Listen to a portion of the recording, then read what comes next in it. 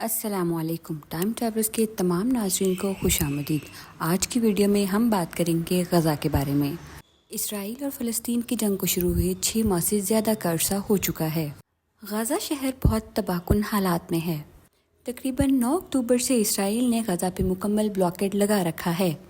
یہاں پر کھانا، دوائیاں، ایون بجلی تک کٹ آف کر دی گئی ہے اور لگاتار بمباری کی جا رہی ہے. غزہ کے حالات بہت خوفناک ہیں. اس ویڈیو کو دیکھیے. اس میں پوری کی پوری بلڈنگز تباہ ہو گئی ہیں. یہ وہ بلڈنگز تھیں جنہیں اسرائیل نے ٹارگٹ کیا تھا. تقریباً 2800 سے زیادہ فلسطینی شہید ہو چکے ہیں اور ہزاروں ابھی بھی ملبے کے تلے دبے ہوئے ہیں. باقی جو زندہ ہیں وہ سکولز اور ہاسپٹلز میں پناہ لینے کی کوشش کر رہے ہیں. لیکن 16 اکتوبر تک یونائٹڈ اسٹیٹ کے شیلٹرز میں بھی پانی ختم ہونے لگا. UNRW کی ایجنسی نے 15 اکتوبر کو کہا کہ غزہ میں ہمیں ان پریسیڈنٹ ہیومن کیٹاسٹرفی دیکھنے کو ملی. غزہ میں کام کرنے والے ایک سرجن محمود مطار نے BBC کو بتایا کہ یہاں کے ہاسپٹلز کمپلیٹلی اوور ہیمڈ ہیں. انہوں نے BBC کو بتایا کہ یہاں پانی نہیں ہے، بجلی نہیں ہے اور ہمارا نیٹ ورک کنیکشن بھی خراب ہے. انہوں نے کہا کہ ابھی میں پانی ڈھونڈنے کے لیے جا رہا ہوں. غزہ میں کام کرنے والے ایک اور ڈاکٹر نے بتایا کہ فیول ختم ہونے والا ہے. 60 پیشنٹ ڈائلسس پر ہیں اور جن میں سے 35 ICU کے پیشنٹس ہیں جنہیں وینٹیلیٹر کی ضرورت ہے. فیول ختم ہو گیا تو انہیں بچایا نہیں جا سکے گا. اور یہ صرف ایک ہاسپٹل کی کہانی نہیں، باقیوں میں بھی یہی صورتحال ہے. 17 اکتوبر کو ہیلتھ آفیشلز نے بتایا کہ غزہ میں آنکولوجی ہاسپٹل ہے جو 72 گھنٹوں کے دوران بند ہو جائے گا اگر یہی صورتحال رہی.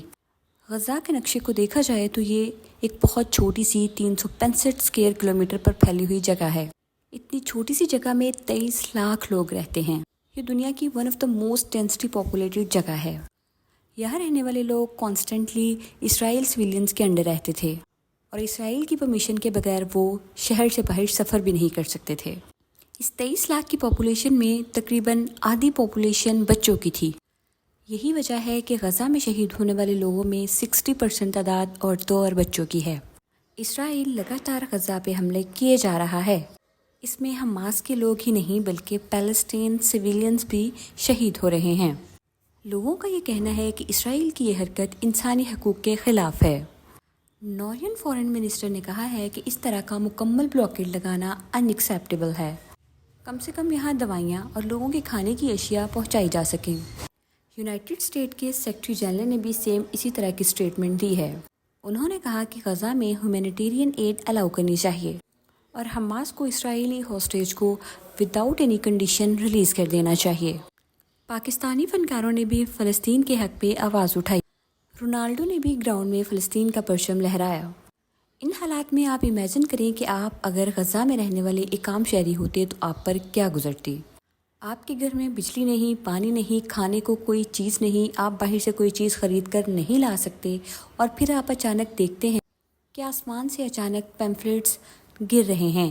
ان پیمفلیٹس پر اسرائیل نے یہ مینشن کیا ہے کہ نارتھ غزہ کے لوگ ایویکویٹ کر کے ساؤتھ غزہ میں چلے جائیں. چاروں طرف سے آپ کو بمباری کی آواز آ رہی ہو اور آپ کو یہ وارننگ دی جائے کہ اپنا علاقہ خالی کر دیا جائے. ایسٹیمیٹڈ 11 لاکھ لوگ نارتھن غزہ میں رہتے ہیں.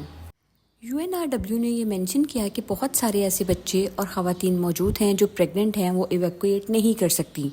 ورلڈ ہیلتھ آرگنائزیشن نے اسرائیل کے ان اقدام کو اسٹرانگلی کنڈیم کیا. انہوں نے کہا کہ 22 سے زیادہ ہاسپٹلز میں 2000 سے زیادہ پیشنٹس ہیں، انہیں کیسے ایویکویٹ کیا جا سکتا ہے. 4 اکتوبر کو اسرائیلی گورنمنٹ نے کہا کہ تقریباً 6 لاکھ لوگ ایویکویٹ کر چکے ہیں. لیکن جو لوگ ایویکویٹ کر چکے تھے وہ بھی اس بمباری سے محفوظ نہیں تھے.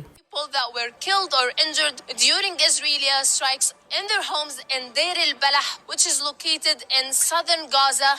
صدر غزہ میں رہنے والے لوگ بھی سیف نہیں تھے. صدر غزہ کے شہر خان یونس میں ملٹیپل سٹرائکس کی گئیں.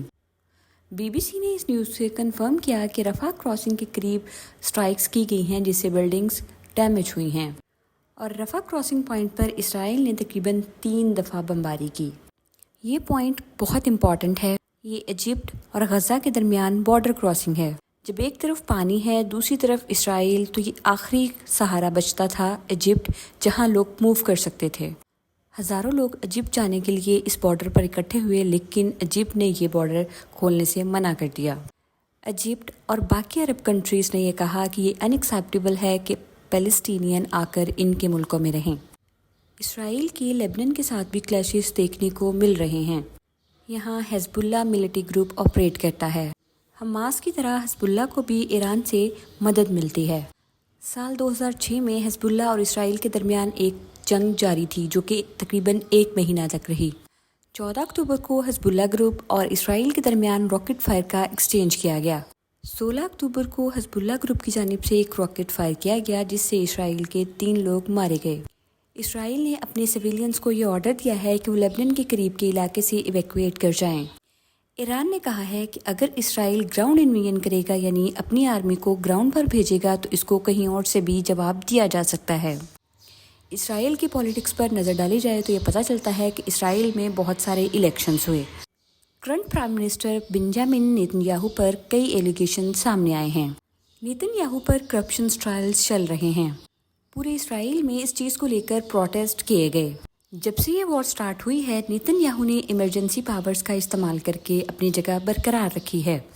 اگر یہ وار سٹارٹ نہ ہوتی، ان کے خلاف ٹرائل چلتے اور انہیں اپنے وزیر اعظم کے عہدے سے فارغ ہونا پڑتا۔ بہت ساری اخباروں نے نیتن یاہو کے اس چہرے کو بے نقاب کیا۔ جب سے وار شروع ہوئی ہے، نیتن یاہو کی اپروول ریٹنگ گرتی جا رہی ہے۔ ایک ریسنٹ پول کیا گیا تھا جس کے مطابق ابھی صرف 29% لوگ نیتن یاہو کے ساتھ ہیں۔ نیتن یاہو کی حکومت کے خلاف اسرائیلی عوام سڑکوں پر نکل آئی ہے۔ لوگ اپنا غصہ نیتن یاہو پر نکال رہے ہیں۔ Baby you have blood on your hands, go to jail baby. ایک اور انسیڈنٹ میں اسرائیلی منسٹر کو ہاسپٹل سے واپس جانا پڑا جب وہاں پہ ایک شخص ان پر چلا اٹھا۔ اس کا کہنا تھا کہ اب ہمارا کنٹرول لینے کا وقت آ گیا ہے۔ ہماری دعا ہے کہ اللہ فلسطین کے لوگوں کو اپنی حفظ و ایمان میں رکھے۔ اللہ حافظ۔